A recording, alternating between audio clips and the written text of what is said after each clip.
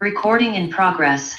Welcome in another episode of the Betting Pitch Soccer Podcast. I'm your host, Real_G Warner. It is late night, per usual, I guess, with Real_G Warner. We're going to go through the Champions League last match day of this league phase. Going to go through the permutations, who's playing for what, and try to figure out exactly what the lineups are going to look like about, 13 hours before kickoff, 13 and a half or so. We'll, of course, get you some best bets. We'll have one on this entire episode because every match starts at the same exact time.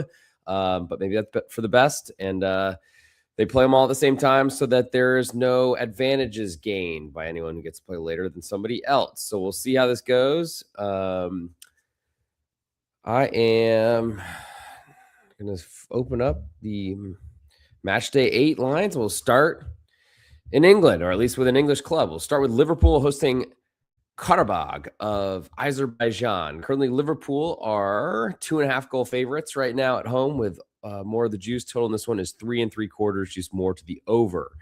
Karabag have been probably one of the bigger surprises in this whole competition. Good for them, all that sort of stuff. I think there's some ability in the Karabag side, but going on the road to an English Premier League side seems very, very difficult. And now, as I should have the Champions League standings up, I thought I opened that already, but now we got them right in front of us. Liverpool, they're currently sitting in 4th position on 15 points, in pretty good shape to finish top 8. Top 8 get a bye. That's what everyone's playing for here. Top 24 move through. That's important too, but as long as you get 24th or better, or 8th or better, those are what we're shooting for. On the Karabag side, they are currently in 18th on 10 points. 24th has 8. There is one team in 27th, Bruges, who are on 7 points. If they win, they could get them. I guess Napoli, Copenhagen, currently on 25th and 26th, could also pass them. So they are not safe. A point would be very important to essentially clinch their pass through to the next round. That's pretty big. Not a lot of faith, though, in Karabag getting a point. They've been really competitive. I think a lot of the results have come at home. I'm not sure that's enough for me to want to get involved here, but it is a much bigger spread than I expected. I don't think Liverpool is this good. I haven't for this entire season. But we'll look a little bit deeper as we get further into these matches. We'll go next to Manchester City, another English club hosting Galatasaray of Istanbul, Turkey. Currently, Manchester City a 2-goal favorite right now, with more of the juice actually on the Galatasaray underdog +2. Total in this one is also 3 3/4, and it is juiced pretty heavily to under. A lot more goals they're expecting, I guess, in this last match day. So going back to the Champions League table, Manchester City, they're currently sitting in 11th position on 13 points. Cannot be caught. They have advanced, but they are trying to find a way to the top 8, which they're actually tied all the way up to 6th, the PSG. From a Galatasaray perspective, they're in 17th position on 10 points. Similar story to Karabag, who I just talked about. So they need to get a draw to get themselves through, and then probably get a little bit of help as well. They're actually on 0. They've conceded 9 and scored 9. So they're on 0 goal differential, which is a lot better than some of the negatives that are below them. So they're probably in pretty good shape. 2-goal underdogs is of interest to me, bigger than I made it. I guess at this point, we'll see if seems like the spread is gigantic, but it's probably because Manchester City are in England, which always gets overrated in this competition, in my opinion. And also, they're playing on the road. Move next to Borussia Dortmund hosting Inter Milan. Currently, Dortmund a 1/4-goal underdog at home to the best club in Italy, in my humble opinion. Total in this one is 2 3/4, and it's just more to the over by about 6 cents, -113 to -107. Dortmund are a really good home team, and so it's really hard to look away from them. Inter, I think, have been screwed in this competition a couple times by bad refereeing, but hasn't hurt them too bad as they're in 14th position on 12 points, cannot be caught. They will be moving through, but of course they want to finish top 8. As from a Dortmund perspective, they're in 16th on 11 points, and they can be caught, so that's probably what they're most worried about. I think the 1/4-goal underdog at home in the Signal Iduna Park, as it's called, I think that's former the Westfalenstadion. That's of interest to me. I think a low-scoring game here as well, because Dortmund, they actually defend in Champions League. They don't do that in the Bundesliga because they need to win every match according to their fan base, expectations, all those sort of things. I do think we see a low-scoring match. Inter are probably going to play into that type of set up, trying to control this game as much as they can with possession of the ball. I know that Dortmund want to let that happen, but it's probably something we could see. Moving next, Atletico Madrid hosting Bodø/Glimt of Norway, way up in the Arctic Circle. Currently, Atleti, a 1 3/4 goal favorite. Bigger than I made it. What a surprise. Seems like the underdogs are gigantic this week. Total this one is 3 3/4. Again, another big total. Bodø/Glimt, they want to score goals, though, so that makes a little bit more sense to me. It's still a lot bigger than I made it on both counts. In terms of where these teams sit in the Champions League table, at Atletico Madrid, they are currently in 12th position on 13 points, which is certainly very helpful. They cannot be caught, so they will advance. Bodø/Glimt on the other side, they are in 28th on 6. They could win, maybe get up to 9 points, which would put them ahead of 22nd position. So they need to win. They're probably going to go for it. I don't like that setup, though, going on the road. Though that's honestly not going to change their style of play. So Bodø/Glimt, if they're a very defensive team that needed to win, that'd be more concerning, I think, for me. So I'm not as concerned. Big number. I probably want a full 2. We'll see if we get that by 2 p.m. Central Time on the 28th of January. Move next to Barcelona hosting FC Copenhagen. Currently, Copenhagen, a 2.5 goal underdog with a lot of juice. Actually, no, 2 more cents of juice on Copenhagen at this point. Total on this one is 4, juiced all the way to over. Probably going to get a 4 1/4 at some point, which is enormous. But Copenhagen are a team that tries to score goals, so that makes a little bit more sense rather than less. That's about what I made it the total right now, actually. In terms of where these teams sit, Barcelona currently in 9th position on 13, tied for that first round bye, which is, I'm sure, very important to them. As for Copenhagen, they are sitting in 26th on 8 points, 26th position. Lot of possibilities here moving through. Haven't really seen anybody eliminated so far. But Barca scores a ton of goals. Copenhagen want to. I don't know that I'm playing under there. So patreon.com/thereal_Jim, a long-time subscriber, Joseph Dollar. I'm sure you're in love with me saying, we might see some goals in this one. So over 4. Good luck, Joe. I hope it's going to hit for you. Move next to Benfica hosting Real Madrid. Currently, Benfica, they are a 3/4 goal underdog at home with more juice on Los Blancos, Los Merengues from Madrid. Total in this one is 3 1/4, and it's juiced pretty heavily to under. That probably reflects Real Madrid and their strength, especially as a road favorite, though I'm not really a believer in what they've done so far this season. They've certainly seen a lot of goals in their matches. Certainly a big change from Carlo Ancelotti's style, though you could argue heading into the Christmas break that Real Madrid were suddenly playing Ancelotti's style. Currently, Real Madrid are on 15 points in 3rd position. They're 1 point would make it really hard to jump them. A win certainly would guarantee them a first round bye in the knockout rounds of Champions League. On the other side, we have Benfica. They went through a manager change. They are trying their best to come up here. They're on 6 points right now in 29th position. They need to win this match at home. It's very possible. Current spread is a draw will win you a full bet, which I'm sure they wouldn't want. And that does worry me late in the game. They're throwing their goalkeeper up in a pick'em, in a draw, and that's not a good feeling, especially because there's where a lot of goals are scored. But that is a pretty low probability event if all that sort of things happen. And I think we see a low scoring match. So we'll see if that goal ends up meaning anything. Moving next to Arsenal. They're hosting Kairat Almaty, currently 3 3/4 goal favorites, which is enormous. Almost all the juice on Kairat right now. Total in this one is 4 1/4, and it's juiced more to the over right now, minus 115. Certainly, Arsenal are going to squeeze the heck out of Kairat Almaty. Can they go on the road to London and compete? It's a big question. I am not certain. Currently, Arsenal in first position on 21 points, have won all their matches. As for Kairat, they are in last position with 1 point, having lost all but one match that they drew.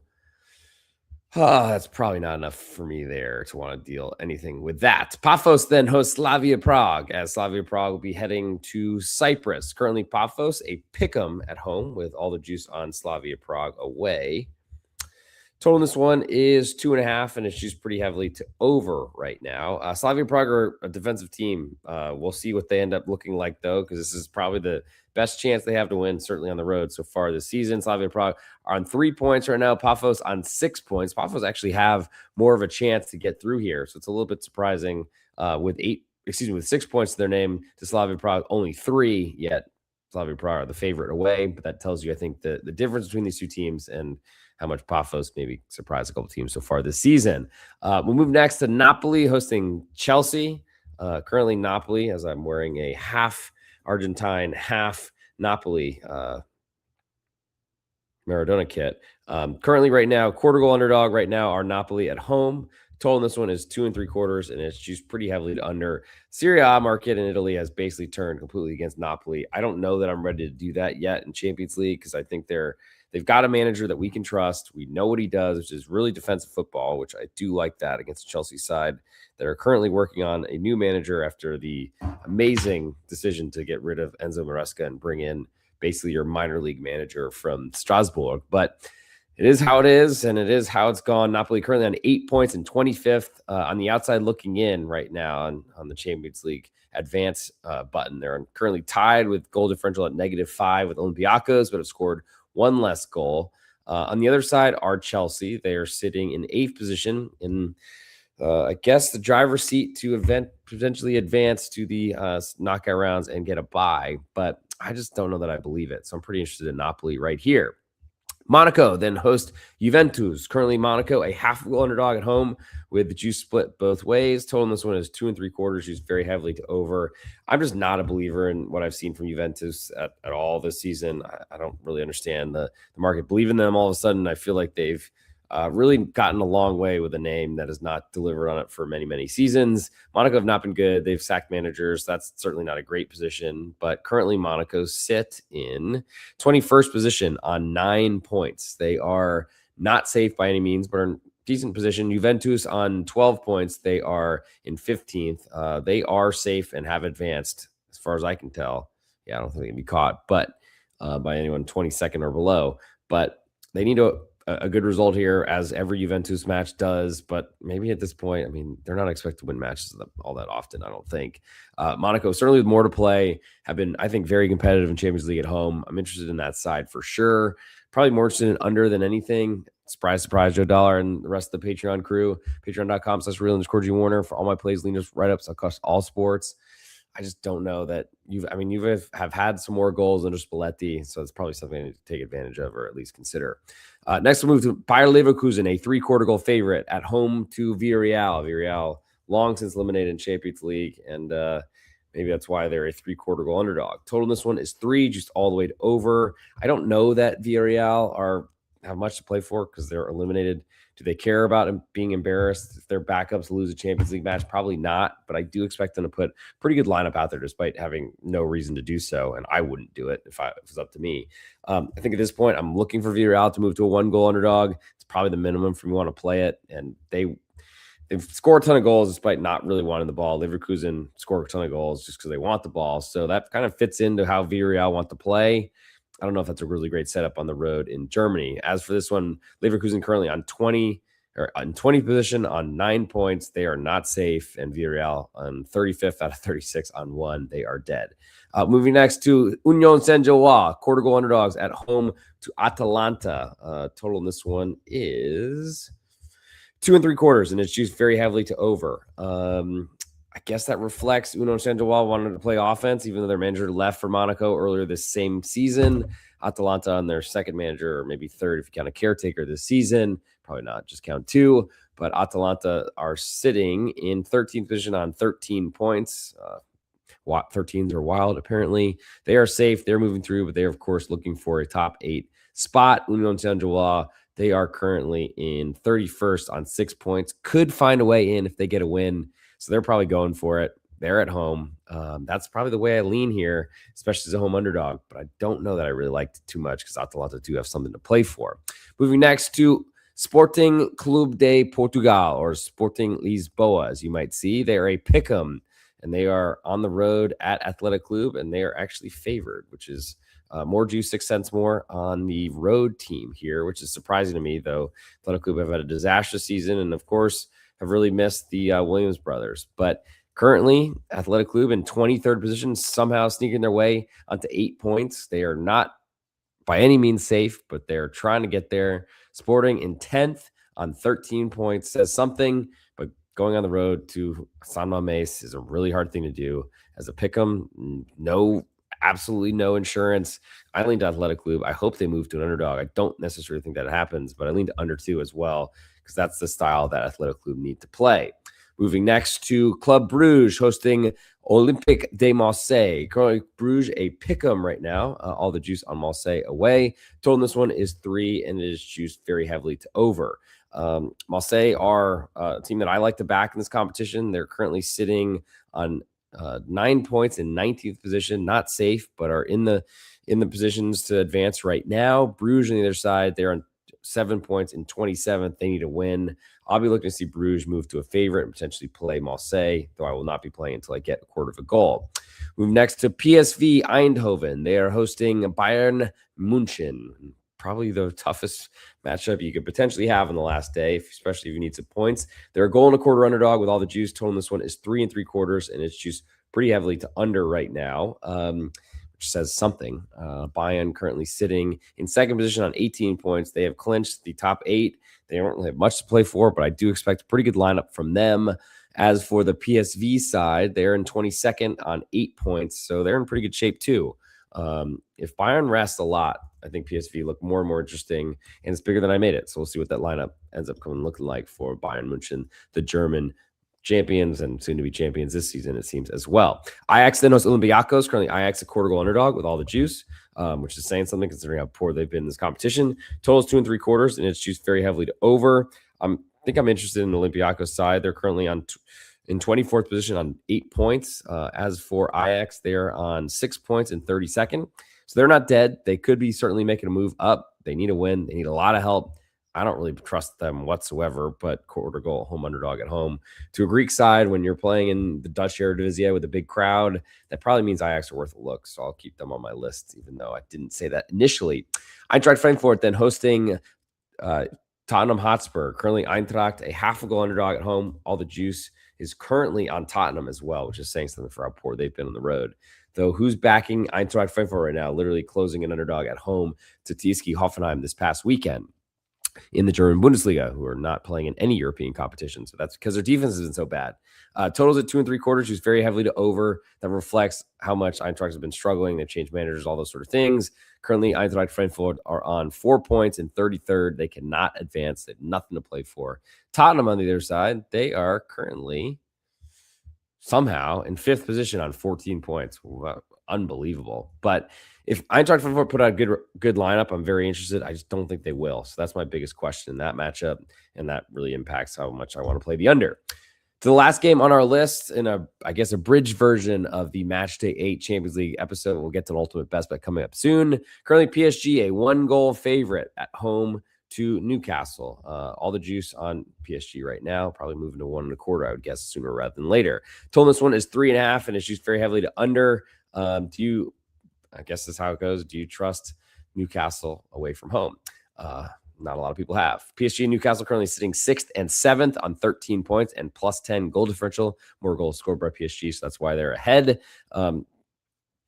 Seemingly evenly matched teams. PSG spend $1 billion on their team. Newcastle spends a lot, but not that much. I think we could see a close game here, but it seems like both these teams are pretty safe to go through for sure, but they want that top 8 seed. I don't know if a draw will be enough for Newcastle, but they'll certainly be playing for it. And we'll see if that ends up happening. So it's time for an ultimate best bet. Excuse me. As everyone can hear, I'm maybe getting healthy, but it doesn't seem that way. It's been a long, long time. I feel like I've been sick, but we're here. It's how it goes, I guess. And there's a lot more I want to also mention for the college basketball podcast with the Need for Seeds with Big East Ben. We had a double best bet winner in Texas Tech this past weekend. Try to keep that streak alive. I think I'm 8-2 in college basketball podcast best bet so far this season, and try to keep that streak going alive. We're also had a really good start to to the soccer season. All the matches I've watched, we're currently 17, 12, and 2 right now, and 59% in matches I've caught up on. Thank you for coming in. Swan Taotong, 3936. What are your special tips for tonight? If you are listening, you're about to get it. So stick around. Don't leave anywhere. Thank you for coming in. I guess we do have some late night viewers. I appreciate that. In terms of other things to plug, the NFL podcast going through the Super Bowl with A_Snigger, that should be coming out soon. He's been killing it during these playoffs. I still feel like the Rams are the right side. We're very close to a 2-0, if only for Sean McVay kicking a field goal. That would have been really, really nice. Of course, that didn't happen, but it would have been really appropriate. Would have appreciated that, Sean, but I guess I understand not necessarily doing that. In terms of, I guess, other things in this website, we will have a Europa League Match Day 8 episode, probably similar with permutations about where everyone needs to be and what everybody needs, all that sort of stuff. I don't know how long it'll be, probably similar length, trying to get us through and try to get an idea of what we're going to look like and then really what lineups to really be expecting, because teams that are hopefully putting out their backups, we can find a way to get in there soon, quickly, and try to bet against them and find teams that are really going for it and try to go for those as well. As for, I guess, other things to look at or look out for on this episode or episodes coming forward, I don't know, there's so many, but ultimately, let's get to an ultimate best bet portion of the show. So what I do is I usually give out my favorite pick from Tuesday and Wednesday in Champions League, but since all matches are at the same time, there's really only one option to go here because everything started at the same time. Check out the reel that will come out on Instagram.com at @thereal_G Warner, the YouTube short at @thereal_G Warner. If you're not already subscribed on YouTube, please hit that. And of course, longtime Patreon subscribers, I thank you all, but also want to shout out the new ones, which I probably should do right now before I get to the ultimate best bet. So let's pull that out as quickly as we possibly can. Come on, baby. We're almost there. Come on. Here we go. I want to thank Mr. Biscuits. He's the most recent Patreon subscriber. I love that. If you want, I would love a response on why you named it that. That'd be cool. I'd love to hear. It would make me happy, I would say. Let's see. Okay. Yeah. New subscribers: Christopher Douglas, Allison McIntyre, Paul Mallon, Young Realist, Fallet Mac. Thank you all for coming in on YouTube. Appreciate you a lot. Dirty Sheets, Alex Alejandro, Vim Vitens also been there. Cedric Vidal. I appreciate you all coming in. And of course, if I had a way to list my Spotify subscribers, I would shout that out too. I just don't have a way. And I think YouTube is quiet about it too. So I guess that's kind of where we're at this point. For the ultimate best bet on this episode, I guess I could potentially come out with it tomorrow, but I think I'm trying to reward you all for sticking with us and hanging around. I'm going to go with Athletic Club, a pick'em at home. I'm a little worried about the lineup, but they're in this competition, trying to stay in it. Sporting Lisboa, I don't think deserve to be a pick'em on the road against the Spanish La Liga side, even though all the injury stuff that Athletic Club have dealt with. So give me Athletic Club Bilbao, a pick'em at home. I think that price is right. Probably a draw, but I think it can win, and I think it'll keep them in Champions League and potentially move them through to find some potential clout on a bad season so far. And that'll be the end of this episode. We'll see you all on the Europa League episode tomorrow. Thanks for all tuning in, especially late night live viewers. I appreciate you coming in at nearly 2 a.m., and I'll talk to you all soon. Recording stopped.